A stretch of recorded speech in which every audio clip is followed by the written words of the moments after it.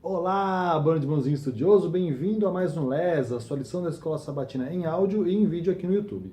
Bem, continuamos aqui na nossa última semana do segundo trimestre de 2016, com o tema, estamos estudando Mateus, então o tema é o Evangelho de Mateus. O nosso 13º estudo é Crucificado e Ressurreto, aqui, ok? Crucificado e ressurreto, é o que estamos estudando, o nosso verso temático da semana, Mateus 28, verso 18. Toda autoridade me foi dada no céu e na terra. Hoje é terça-feira, dia 21 de junho, ok? Então vamos lá. Cada um dos autores dos evangelhos contou a história de Jesus a partir das suas perspectivas e de forma diferente. Mas todos eles se concentram na sua morte. Porém, somente Mateus escreveu sobre o véu rasgado e as sepulturas abertas. Então, para isso, a gente vai ler agora Mateus 27, verso 49 até o 54. E qual é o significado desses acontecimentos e para o que eles apontam, ok? Então, 27, do 49 ao 54. Os outros, porém, diziam: Deixa, vejamos se Elias vem salvá-lo. E Jesus, clamando outra vez com grande voz, entregou o Espírito. Eis que o véu do santuário se rasgou em duas partes, de alto a baixo. Tremeu a terra, fenderam-se as rochas. Abriram-se os sepulcros, e muitos corpos de santos que dormiam ressuscitaram. E saindo dos sepulcros, depois da ressurreição de Jesus, entraram na cidade santa e apareceram a muitos. O centurião e os que com ele aguardavam a Jesus, vendo o terremoto e tudo o que se passava, ficaram possuídos de grande temor e disseram: verdadeiramente este era o Filho de Deus. Então, qual o significado dos acontecimentos? Bem, é o evento, né? É o evento. Primeiro que ressurreições e tudo mais a gente considera assim, um efeito colateral da morte, realmente é uma coisa para provar que era um evento realmente divino. Agora, o simbolismo maior que tinha de todos eles realmente é o véu rasgando, porque o véu era onde acontecia a expiação dos pecados, onde os sacerdotes aspergiam sangue toda vez lá que alguém ia lá e matava o cordeirinho, eles iam lá e aspergiam sangue no véu, e uma vez por ano ia o sumo sacerdote para pedir que todos aqueles pecados que foram confessados que fossem perdoados ali como um simbolismo, e tinha tudo aquilo, e o simbolismo deixou de ser necessário, porque simplesmente aquele que tinha vindo para ser o cordeiro, aquele que expiava agora os pecados por nós, era Jesus. Então, acabou. Não precisa mais desse simbolismo, ele acabou.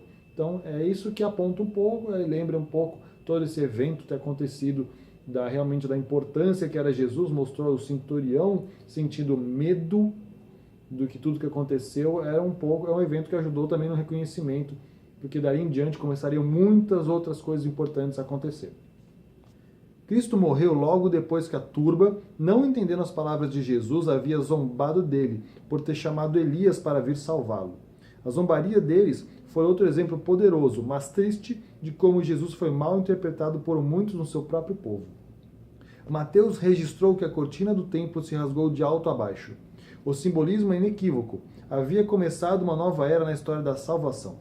Os serviços sacrificiais que por tanto tempo haviam apontado para Jesus não mais eram necessários. Os velhos símbolos terrestres haviam sido substituídos por algo muito melhor. Ok? Agora a gente vai ler Hebreus, aqui, capítulo 8, do verso 1 até o 6. Para quê? Para entender o que essa passagem diz e nos ajuda a entender do que aconteceu com o sistema do santuário terrestre e o que, afinal de contas, o substituiu. Bem, eu meio que já expliquei, acabei me antecipando, mas vamos aqui, Hebreus 8, já tinha marcado aqui, do verso 1 a 6. Verso 1 a 6, vamos lá. Ora, o essencial das coisas que temos dito é que possuímos tal sumo sacerdote, que se assentou à destra do trono da majestade dos céus, como ministro do santuário e do verdadeiro tabernáculo que o Senhor erigiu, não o homem.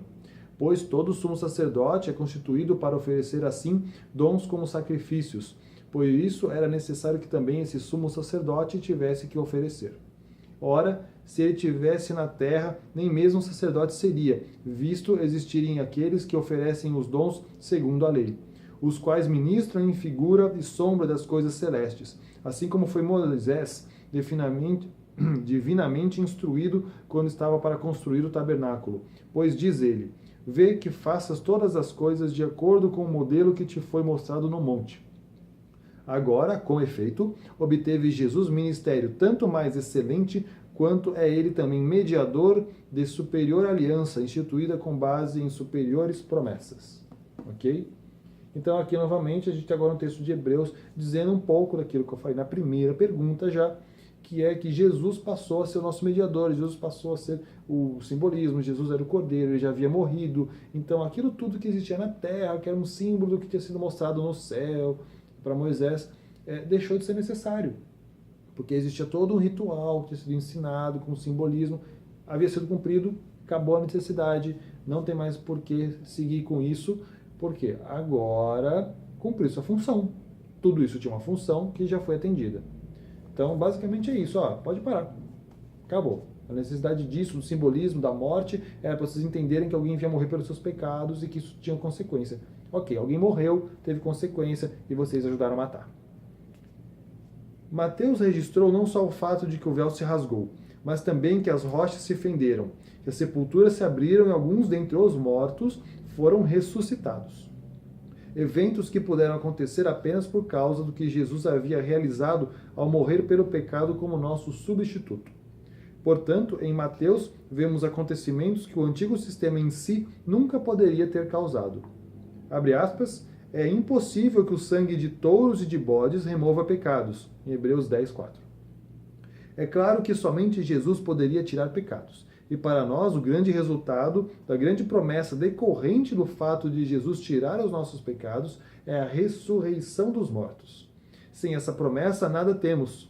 Nessas primeiras ressurreições, não sabemos quantas foram, né? Não se fala, podemos ver a esperança e a promessa de nossa ressurreição futura acontecer, certo? Apesar de Jesus ter ressuscitado pessoas quando ele também estava em vida.